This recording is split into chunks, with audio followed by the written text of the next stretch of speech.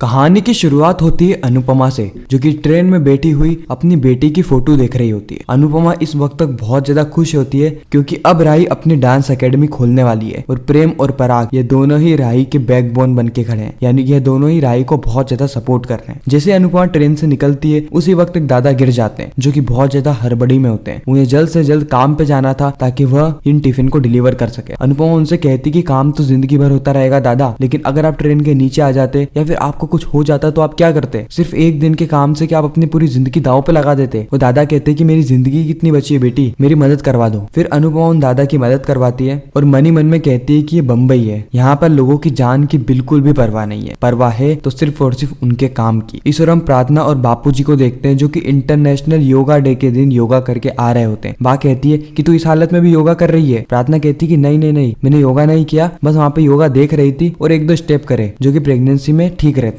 बा कहती कि तू कुछ भी मत करा कर, अगर तेरे को कुछ भी हो जाता है तेरे बच्चे को, तेरा परिवार जो है ना वो हमारे सर पे आएगा। उसी वक्त वहाँ पर अंश आता है, प्रार्थना को कहता है कि प्रार्थना तू अभी तक तैयार नहीं हुई, आज हमें सोनोग्राफी पे चलना है ना। प्रार्थना कहती ये तुम्हें कैसे पता कि आज मेरी सोनोग्राफी है? अंश कहता है कि तुम्हारा फोन बार बार बज रहा था, जैसे ही मैंने पिकअप किया तो डॉक्टर का कॉल था, उन्होंने मुझे बताया, इसलिए चलो मैं तुम्हें ड्रॉप कर देता हूँ। बा कहती है कि कोई भी जरूरत नहीं है उसके साथ जाने की, उसको बस छोड़ देना, लेकिन उसके साथ मत जाना क्योंकि वो तेरा बच्चा नहीं है, वो इसका बच्चा है, इसको उसका ध्यान रखना चाहिए। और अगर इसको इतनी चिंता हो रही है ना तो अपने घर वापस चले जाए, गौतम है ना इसका पति। बाकी यह बात प्रार्थना के साथ साथ अंश को भी बहुत बुरी लगती है। इस हम राही को देखते हैं जो कि बैठ के वसुंधरा कोठारी की सारी बातें याद कर रही होती है कि किस तरीके से मोटीबा ने कहा था कि घर की लेडीजों को रसोई में ही रहना चाहिए, घर की औरतें अगर बाहर जाती है तो घर पूरा टूटने लग जाता है। मनोहर लाल जी बहुत ज्यादा खुश होते हैं अनुपमा को देखकर, लेकिन वह यह देखते हैं कि अनुपमा इतनी हड़बड़ाई हुई है। साथ ही वो अनुपमा से पूछते भी है कि इतनी थकी हुई क्यों लग रही हो। अनुपमा पूरी कहानी बताती है कि किस तरीके से दादा गिर गए थे और उसने दादा की मदद करी। मनोहर लाल जी को यह देख के और ज्यादा खुशी होती है, इसीलिए वो अपना एक पौधा लेकर आते हैं और अनुपमा को एक तोहफे के तौर पे दे देते हैं। कहते हैं कि यह तोहफा उन लोगों के लिए जो कि अपने से ज्यादा दूसरों की कद्र करते हैं, दूसरों की परवाह करते हैं। उसी वक्त मनोहर जी की बाकी स्टूडेंट्स आ जाती है जो कि मनोहर जी से डांस सीखने आई होती है। साथ ही मनोहर जी को पता चलता है कि इनमें से एक जो लड़की है वो बहुत ज्यादा उदास है क्योंकि आज वो एग्जाम में फेल हो गई। मनोहर जी कहते हैं कि एग्जाम में फेल हुई हो ना, अपनी जिंदगी में तो नहीं ना। जिंदगी में उठार चढ़ाव आते रहते हैं और जब तक तुम नीचे नहीं गिरोगी तो तुम ऊपर उठना कैसे सीखोगी। बस ये समझो कि भगवान तुम्हारी परीक्षा ले रहे हैं, तुम जितनी बार नीचे गिरोगी भगवान चाहते हैं कि तुम उठ के खड़ी हो और तुम उठ के खड़ी होना, और उसके बाद भगवान तुम्हें इतनी ऊंचाई तक ले जाएंगे जो कि तुमने कभी सोची नहीं होगी। यह बात सुन के अनुपमा को भी बहुत ज्यादा अच्छा लगता है। अनुपमा सोचती है कि मनोहर जी इस उम्र में इतने ज्यादा खुश हैं, वो भी अकेले रहकर, तो मैं क्यों नहीं रह सकती खुश? मुझे बस अपने अतीत में नहीं जाना है, मुझे अभी जैसी जिंदगी चल रही है उससे और ज्यादा खुशहाल बनाना है क्योंकि मेरी बेटियां भी वहाँ पर बहुत ज्यादा खुश है मेरे बिना। अगले ही सीन में हम राही को देखते हैं जो कि बहुत ज्यादा मेहनत कर रही होती है क्योंकि आज स्टाफ छुट्टी पे थे, इसीलिए उसको स्टाफ का भी काम करना पड़ रहा था। और उसी वक्त वहाँ पर अंश आ जाता है। अंश कहता है कि राही दीदी आप कितनी ज्यादा मेहनत कर रही हो, किसी को बोल दिया हो तो वो आपकी मदद करते। राही इस समय शौक हो जाती है अंश और प्रार्थना को देखकर। राही कहती है कि आज स्टाफ छुट्टी पे था और मोटीबा को अर्जेंटली ये सारी चीजें देनी थी, इसलिए मुझे खुद आना पड़ा। उसके बाद राही प्रार्थना से गले मिलती है और अंश से उसका हालचाल पूछती है। अंश कहता है कि राही दीदी हमने ऐसा क्या ही कर दिया कि आप हमारे घर नहीं आते,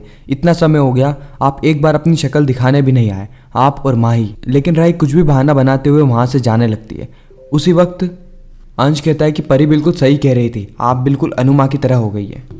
राही गुस्से में कहती है कि तुम मुझे किसी से भी कंपेयर कर देना लेकिन उस औरत से कंपेयर मत करना। इतना कहकर राही वहां से चली जाती है और ईश्वर हम माही को देखते हैं जो कि छुपते छुपाते सारी ही चीजें देख रही होती है, लेकिन इसके पीछे का कारण क्या है ये तो हमें आगे ही जानने को मिलेगा। अब मनोहर जी को अपने बेटे का बहुत समय के बाद फोन आता है और वो अपने बेटे से बातचीत कर रहा होता है। वो साथ ही उसे अनुपमा के बारे में बताता है कि उसके हाथ का खाना खाने के बाद उसकी आत्मा तृप्त हो गई है। कॉल काट के वो अनुपमा से कहता है कि मेरा बेटा पहले तो मुझे रात में फोन किया करता था लेकिन अब तो मुझे दिन में भी करता है, तो मुझे ये बताओ तुम्हारा भी कोई बेटा बेटी है? अनुपमा को याद आते हैं उसके बेटे और बेटी के बारे में, लेकिन अनुपमा मनोहर लाल जी को कुछ भी नहीं बताती। उल्टा वो बात को घुमाते हुए कहती है कि मैं जामुन लाई हूँ, आपके लिए जामुन बना दूं? मनोहर जी समझ जाते हैं कि यह अपने पास्ट के बारे में कुछ भी बताना नहीं चाहती, इसलिए वो वहां से चले जाते हैं। इस और हम तोशु को देखते हैं जो कि जुआ खेल रहा होता है। तोशु के दोस्त कहते हैं कि तू कुछ काम वाम तो करता है नहीं, फिर भी तेरे पास जुआ खेलने के लिए इतने पैसे आ कहां से रहे? तोशु से राजा के बारे में बताता है कि उसका जो दामाद है वो बहुत ज्यादा अमीर है और उसके ऊपर जान फूकता है। इसलिए उसको पैसे की टेंशन लेने की कोई भी आवश्यकता नहीं पड़ती। उसी वक्त तोशु के दोस्त कहते हैं कि अगर तेरे पास इतने पैसे है ना तो जुआ क्यों खेल रहा है, तू एक बिजनेस स्टार्ट कर। तू बोले तो हम तेरे को बिजनेस बता सकते हैं, लेकिन तुझे उसमें हमें पार्टनर बनाना होगा। तोशु इसके लिए मान जाता है। साथ ही अब तोशु के दोस्त उसे बिजनेस आइडिया बताते हैं और वह सुनने के बाद तोशु के मन में भी ख्याली पुलाव पकने लगा। वो सोचता है कि अगर ये बिजनेस हिट हो गया ना तो मैं कुछ ही दिनों में मिलियनर बन जाऊंगा। इतना पैसा आएगा ना कि घर कम पड़ जाएगा पैसे इकट्ठे करने में। तुम लोगों के चेहरा देख के लगता नहीं कि तुम्हारे अंदर भी इतना दिमाग होगा। अब तो बस देखते जाना किस तरीके से मैं इस बिजनेस को स्टार्ट करने वाला हूँ और नई ऊंचाइयों पर चढ़ने वाला हूँ। इस और मनोहर लाल जी बहुत ज्यादा गुस्सा होते हैं क्योंकि उन्होंने जो डांस स्टेप सिखाई थी बच्चे उसे परफॉर्म नहीं कर रहे थे और उसे गलत तरीके से परफॉर्म कर रहे थे। साथ ही उसकी कमर अटक गई थी जिसके चक्कर में वो डांस करके बता भी नहीं सकता कि आखिर सही स्टेप क्या है। वो कहता है कि ये स्टेप इतनी ज्यादा आसान है कि कोई भी कर लेगा, ये अनुपमा भी कर लेगी। फिर वो अनुपमा को ये डांस स्टेप करने को कहता है और अनुपमा जैसे डांस करती है पंडित मनोहर बहुत ज्यादा शॉक हो जाते हैं। उन्हें बिल्कुल भी उम्मीद नहीं थी कि अनुपमा को इतना अच्छा डांस आता है। वो अनुपमा से पूछते कि अनुपमा क्या तुमने कहीं पे डांस सीखा है। अनुपमा कहती है कि नहीं मैंने कहीं पे भी डांस नहीं सीखा। इस वक्त तक अनुपमा बहुत ज्यादा घबरा गई होती है, इसीलिए वो सारी चीजों को मना करके वहां से चली जाती है। पराग यहाँ पे राही को सीख दे रहे होते हैं कि किस तरीके से उसे अब सिर्फ और सिर्फ अपनी डांस एकेडमी पर ही फोकस करना चाहिए, क्योंकि अगर वो घर के काम पर भी फोकस करेगी ना तो उसका डांस एकेडमी का सपना जो है वो सपना ही रह जाएगा। पराग कहता है कि थोड़ा सा सेल्फिश होना भी बहुत ज्यादा जरूरी होता है राही, बहुत ज्यादा जरूरी होता है। राही कहती है लेकिन मुझे नर्वसनेस बहुत हो रही है। पराग कहता है नर्वसनेस किसको नहीं होती, मुझे भी बहुत ज्यादा नर्वसनेस होती थी। जब भी मैं इन्वेस्टर्स के सामने बैठता था अपनी पिच तैयार करके तो मुझे बहुत ज्यादा नर्वसनेस होती थी, मुझे समझ में नहीं आता था कि क्या करना है। राही कहती सही में पापा, लेकिन आपका चेहरा देखकर तो कोई नहीं कह सकता। पराग कहता यही तो कला होती है, हमारे अंदर जो चल रहा है ना वो हमें हमारे चेहरे पर नहीं बताना चाहिए, नहीं तो लोग हर एक चीज का गलत फायदा उठाते हैं। उसी वक्त वहां पर मोटिबा आ जाती है। मोटिबा कहती है कि वाह राही तुमने सारा काम कर दिया, अब से तुम्हें काम करने की कोई भी जरूरत नहीं है, तुम अपने सपनों को पूरा करो, नहीं तो तुम भी तुम्हारी माँ की तरह हमें ही दोष दोगी कि हमने तुम्हारे सपनों को मार डाला, इसलिए आज से तुम्हें कोई भी घर का काम करने की जरूरत नहीं है। राही कहती कि मोटिबा आप गुस्सा क्यों हो रही है, मैं घर के काम के साथ साथ मैनेज कर लूंगी ना, और अगर मैनेज नहीं कर पाऊंगी तो मैं भी वह सपना छोड़ दूंगी। मोटिबा कहती इसकी कोई भी जरूरत नहीं है। पराग कहता है कि ठीक है ना राही, मोटिबा अगर खुद काम करना चाहती है तो उन्हें करने दो। और यह सुन के मोटिबा को बिल्कुल भी अच्छा नहीं लगता है। मोटिबा देख रहे थे कि उनका बेटा पराग धीरे धीरे करके राही की तरफ झुकता जा रहा है, राही की सपनों को और ज्यादा प्रमोट करता जा रहा है जैसे कि